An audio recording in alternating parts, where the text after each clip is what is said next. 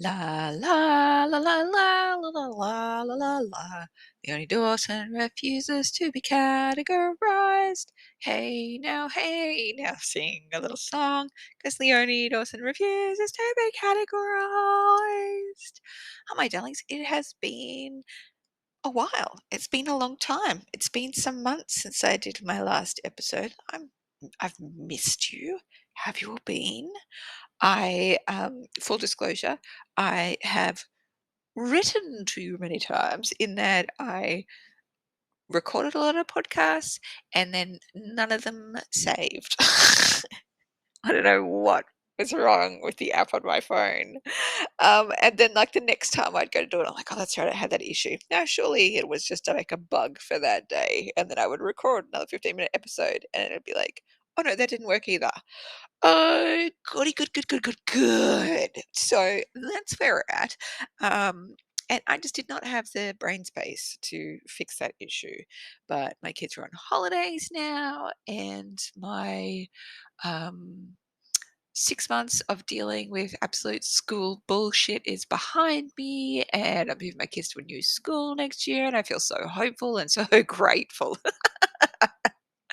Um, so I wanted to catch you up, and I've just finished a 3 monthly review for August, September, October. So I thought I would have a little share with you about what I've done, how much I earned, what I've created next. Hooray!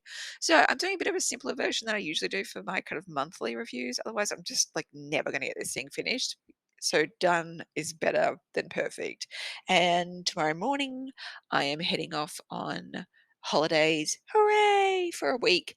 And we're going to this beautiful house on a canal, like a river canal, and it's got a pool next to the river, and we can go kayaking in the river. And I'm so looking forward to it. I'm so excited. And also, for years, I've had on my bucket list to go kayaking on the river with my oldest kid, and my littlest kid is not interested at all in water sports. Um, so anyway, I was been so excited to do that, and then found this house, and this house comes with a kayak, and it's on the river, and I'm like, "Oh my god, hooray!" So I'm very excited to do that. Anyway, let's have a share about what I did for the 3 months of August, September, October. So when I think back, the start of August, I was still going through some really difficult feelings of grief and shock and trauma. I talked more about what happened in a blog post called um, When Awful Things Happen, When Awful Things Come Marching In. And um, it was just some big stuff. And even now, when I think about it, it's hard to describe how difficult it was. My cousin, who was my closest, he was one of my closest friends when I was growing up, died suddenly, and it was just a real shock to the system. And then this other awful thing happened, and I don't even want to talk about it um, right at this point. So if you want to read about it, you can go to leoniedawson.com/, all of it. Anyway, it was just really big feelings, and it just took me some time to recover from that. And compounding on that stress as well, that's when my kids' schools started going through some major issues, and the high school part of it was closed. And so we immediately started doing school tours, and our kids ended up going on a trial day at another school. And, like, I'll be honest, like, that trial day was actually like a big highlight for us as a family, because we just got so excited about the kind of the art program, music program, and the language possibilities of moving to that new school. And we start there next year. Um, in retrospect, we probably should have tried to move them over straight away to save ourselves 2 terms of more school drama and distress. But, you know, one, they didn't have place for one of our kids, and we were just trying to work out what was the right thing to do. And that's what we did. In retrospect, it wasn't, but we did the best we could. Um, okay, so those are like the big hard parts. The other parts are really sweet blessings, which I'm so grateful for. Um, this seems like the most nothing thing in existence, but it's actually just like one of my favorite things this year. I found this rainbow cardigan from Dangerfield, and I bought one for myself, absolutely fell in love with it, wore the absolute shit out of it, and then I loved it so much, and my kids were always stealing it, so I bought them matching rainbow cardigans as well, um, and one of my friends, Amanda Rootsy, also bought the same one as well, and so I just love that there's, like, these cardigans out in the world, and they're just magnificent. I also my old cubicle buddy, my old boss, Lil came and visited with her family, and if you were, like, around in the olden days of the blog while I was still working, in the Australian government, she was my boss back then, and we had so much fun together. We sat right next to each other for 7 years, and we never argued, and we just laughed ourselves stupid, and we've just continued to be dear friends to this day, which I'm so, so grateful for. And it's just a real blessing because her husband and 2 kids came, and, um, we ended up just hanging out, like, as a big group. There are 8 of us, and I love that, like, our little friendship of 2 has now expanded to a friendship of, like, 8 people, and my kids got along with their kids really beautifully, and, we spent a lot of time hanging out with them when we were living in Canberra, so, we were there for 4 years when the kids were little, so the kids are used to hanging out when they're little, and now they're teenagers kinda hanging out, tweens hanging out, and it was beautiful. So it was just such a joy, and I'm so grateful we got to experience it. As soon as they left, my kid was like, my biggest kid was like, "Mum, we have to see them every single year." So I want to make that try and make that happen because it was just such good fun. My big kid went away on school camp as well, and that's always just a thrill. I love seeing them grow up and try new things and find their own feet in the world, and um, bless my big kid as well. She's a real nurturer, and I'm very grateful for that. She's always been that way. And one of the younger kids was feeling really nervous about going away. And so I said to her, "Oh, can you make sure you just keep an eye out on this specific kid?" And she's like, "Of course, Mum. She's one of our little girly pops. Of course, we'll take care of her." And and then the photos from camp came in, and um, my big kid was, like, in every photo. She's just, hovering around the little kid looking after her, and I'm like, "Oh, that sweet kid. She's just such a good egg." She had lots of fun with her friends as well, but I'm just grateful that she has that, like, I don't know, that kind of quality in her that's, like, looks after littler ones as well, and tends to everyone, so I'm very grateful for that. What else? Oh, another huge blessing. So my husband was like, "What do you want to do?" Because it's my 40th. I turned 40 this year, and he's like, "What do you want to do for your birthday?" And I was like, "I don't know. I haven't really thought about it." And he's like, "Well, I just don't feel like I'm doing enough. Like, uh, your 40 is a big thing. Like, what do you want to do?" And he was just so insistent that we just, I do whatever I want. And so I was like, "Oh, well, I'll go away for my with my girlfriends for a night." And he's like, "Okay, but is that enough?" And I was like, "Okay, 2 nights?" And he was like, "Uh-huh." And I said, "Do I have a budget on, like, where I can book?" And he's like, "No." And I was like, "Oh my god, I'm so in love with you at this point." So cute, this man, and just, like, he got me so many other things as well, bless his heart. But yeah, like I've got to book this beautiful kind of historic chalet up in the mountains with the most incredible views in near Mullaney, and it was just so beautiful. And I went away with some of my dearest girlfriends, Maddie Beaufort, the artist, and Tash Corbin, who's a business coach as well, and Jodie Lee, who's a hypnotherapist, and another friend, Bron, who doesn't spend her life on the internet. And we just, oh my gosh, I can barely cope. It was that beautiful. We just had such deep woman time. And like I always say, like when women circle, magic happens. So we just scream laughed and talked our faces off and we rested and we nurtured each other and we played highly competitive card games and it was perfect. And every time I think of that weekend, my heart just like glows with gratitude. It was perfect. It really was. And I'm so grateful. And then I also, like, at some point, not for my birthday, just for funsies, but I had a spa afternoon as well with some of my business goddess friends like Tash Corbin and Amanda Ruzzi from Within and Claire Riley and Cass Della. If you want to like check out their links, if you go to, I don't know, my blog, you'll be able to find that shit. leoniedawson.com/podcast.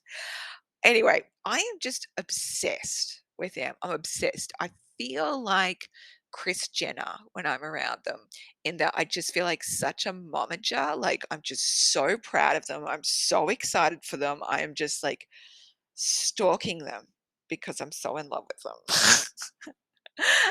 I do not play it cool. I do not play it cool. Anyway, so after 4 years living here on the Sunshine Coast, I really do feel like my friendship circle is deepening and my heart's so happy. Like, I've always found it so easy to make friends here because I don't know, it's just a really cool demographic here.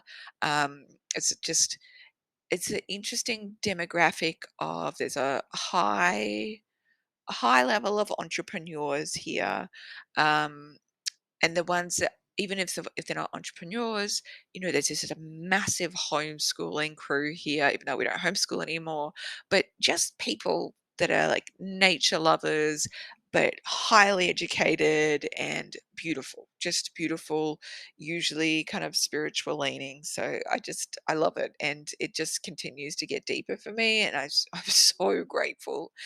And one of my dearest friends is also now moved to the end of my street as well, and I'm just like, "What the fuck?"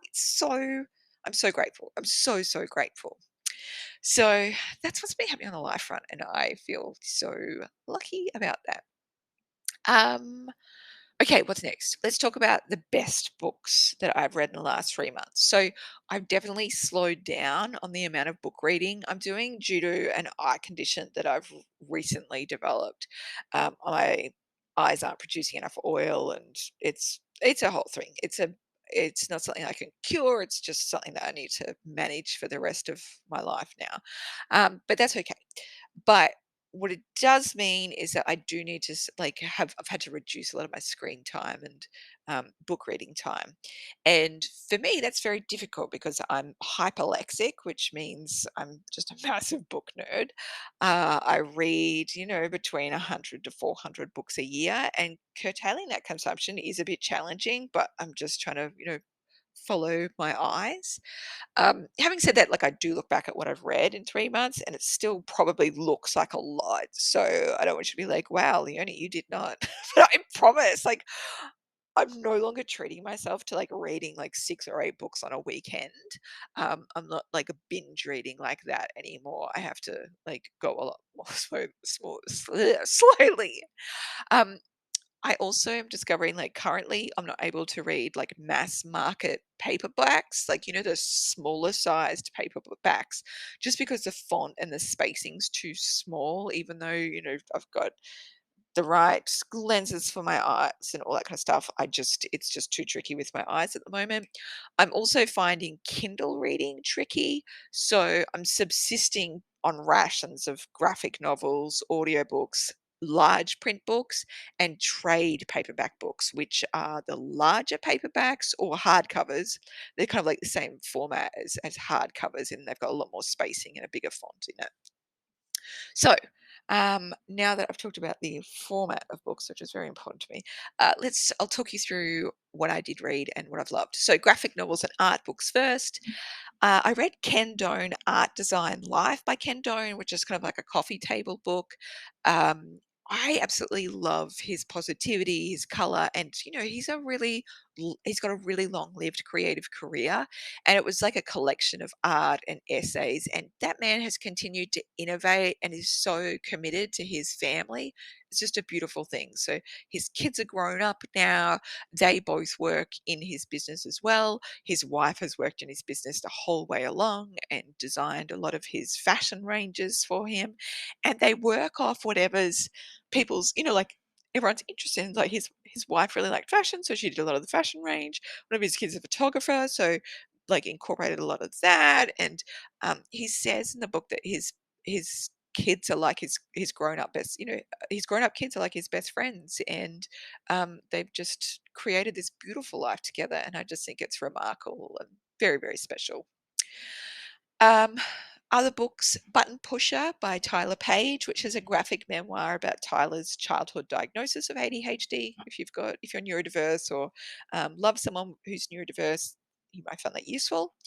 Um, I got this book from River Read, which is one of my favorite bookstores here, and it's called "What the Fuck Is This" by Celeste Mountjoy. She's like, I think maybe an Instagram illustrator. I didn't find it that way because I'm not really on social media, but um, I just saw it and I thought it was great. It was a very easy read and it just made me laugh and sigh in equal measure. So um, those were delicious.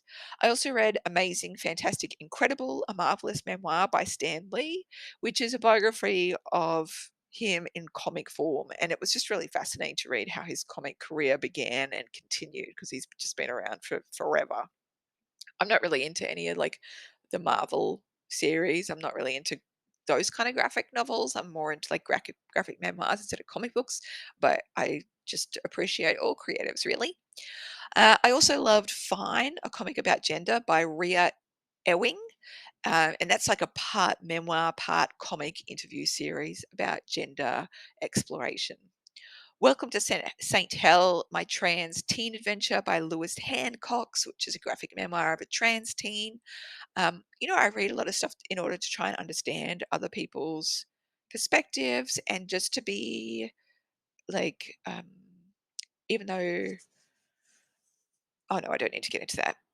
No, I just need like I like to read graphic memoirs about a lot of different experiences, and it just helps me just be better, really. Okay. I also read Amongst the Liberal Elite, The Road Trip Exploring Societal Inequities Solidified by Trump by Ellie Lonan. Now, it's a hard one to describe in that it's like the memoir of somebody who's gone on a road trip, but it's totally fictional and it's very tongue in cheek and it absolutely made me snort with laughter and grimace in self recognition as well. Very tongue in cheek about a white liberal couple attempting to live like their best woke lives very earnestly, and it's just very funny and excruciating all at once. It's great. It's great. And I say this as somebody who is very liberal leaning. Um, it was, yeah, I loved it. And I also read Sensory Life on the Spectrum by I don't, Schnum, Schnumn, and that was an anthology of comics created by autistic people. I also remembered, like, as I'm reading through this, like, this is not all of the books that I read. This is just all the five-star books I've read. So I've read more than this, but I promise I did try and curtail my reading. Okay, on the memoir and nonfiction front, the books that I love the most. Hey, this is over 3 months. That's a really long time. It's not 1 month. Okay, I'm just reminding myself. Okay, You Can Buy Happiness and It's Cheap, How One Woman Radically Simplified Her Life and How You Can Too by Tammy Strobel. If you like frugalism, you'll probably find that one useful. I read All of This, A Memoir of Death and Desire by Rebecca Wolf. And I've followed Beck's blog for like 15 years or more now. Um, I remember reading her first book over 10 years ago. And this is just, it's so stark and so honest. It's the story of her husband's cancer diagnosis and death and the marriage struggles that they had leading up to it. And it's quite confronting and tender and beautiful and hard all at once. And I'm in awe of her, really. I just salute her big time for her courage because, as she says in the book, like when somebody dies, you're only supposed to speak kindly of them, apparently, especially if you're the widow. You can't actually be honest about who they were as a human in all of their, their best parts and their weaknesses as well. And she's just so committed to being honest about it. So very, very gripping book. I also read Heating and Cooling, 52 Micro Memoirs by Beth Ann Fennelly. I had that one recommended to me like a few times, and I'm really glad I read it. It is beautifully written, and it's both heart-wrenching and stupidly funny as well. I ended up giving it to my mother-in-law after I finished reading it because I read her the first page, and she could barely cope. The first page is so great. It basically says so her um, in every single book that her husband writes, her husband's also a writer, there is a character named Colin who dies. And that's because um, she had a boyfriend who was Scottish, and he was an architect and his name was Colin. And so her husband's kind of got this inferiority complex about that. In fact, he couldn't be a Scottish man named Colin who's an architect. He can't build build stories, but what he can do is write stories and push Colin out of them. I don't know why. It's written much better than that, but the whole idea of that just makes me laugh. Like, there's just so much love in that, and just so much. Just, I love humans. Really, they're so funny. Okay, Wintering: The Power of Rest and Retreat in Difficult Times by Catherine May. I'm a new fangirl of Catherine May. I adore the pace and the message of that book. I immediately ordered and pre-ordered her other books.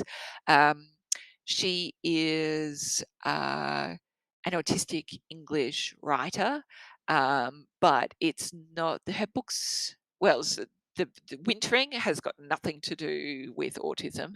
Um, I just find that I really relate to somebody who's got autism, and I understand them even more.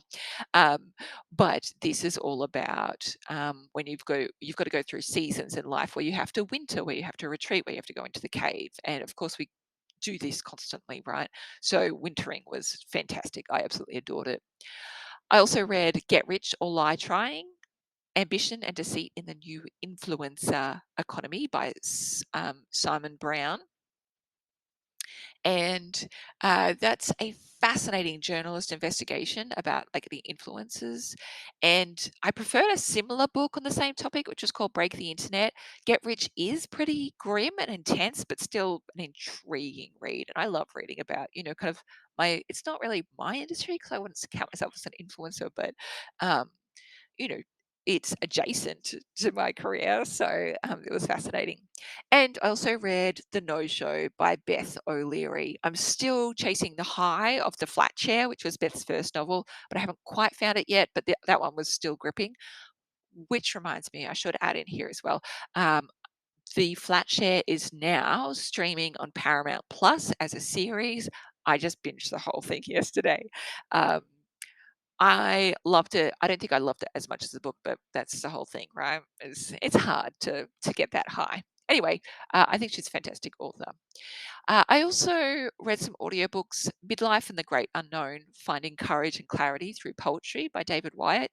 Honestly, like he could read a Wikipedia page on like iron ore production and I'd still find it beautiful. His voice is divine, but his words really are magic too. I also listened to Bodhisattva Mind: Teachings to Cultivate Courage and Awareness in the Midst of Suffering by Pema Chodron. And listen to all of that while doing kind of daily hot eye compresses to manage my eye condition. So look at me, Ma. I can read with my eyes closed. I am so gifted. Okay, what else? I read a whole bunch of blog posts. Yay, look at me go. I'm so proud of me. I did a bunch of interviews. If you want to interview me, email support@leoniedawson.com. If you want to know about all the software I use to run my business, go to leoniedawson.com/tools, and that's got all of the thingy wingies I use. Now, let me tell you how much money I made. In that 3-month period, I earned $208,218. So, where that came from, 181,000 came from um, e-courses and the Brilliant Business Life Academy. Goal Getter Planner has brought in just under $2,000. My passive income business, which I set up like 6 years ago, I worked on it actively for a couple of years, and now it's just 100% passive income. That brought in $20,000. As an affiliate for Kajabi, I brought in just over $2,500, $2,500. My Calm Christmas Planner on Etsy brought in $144.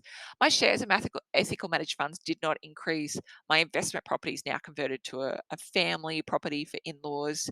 Um, yeah, and that's all my income sources at the moment.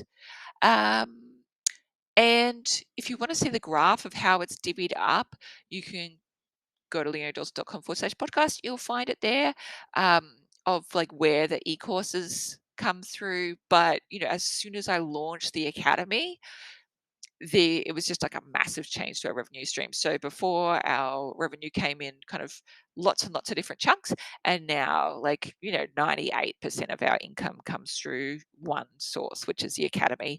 And that's going to remain the same. Like, I envision most of our sales will come through the Brilliant Business Life Academy, because it's just such an instant yes. Basically, I put together all of the courses that I offer, all of the workbooks, all of my books, everything, put it all in one place. It's under $100 a year to access it. You get monthly group coaching calls, and we currently have like 1,400 members, which is just brilliant. And I'm so excited to just keep developing it and growing it, and just to something that's like an essential resource for all business owners. They're all like, are you in the academy? Because you should be. It's a really good idea.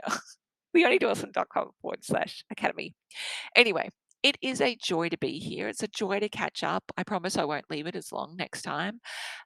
Before I send you some more voicemails over the internet like this, and sing you stupid songs, because I'm gifted at that.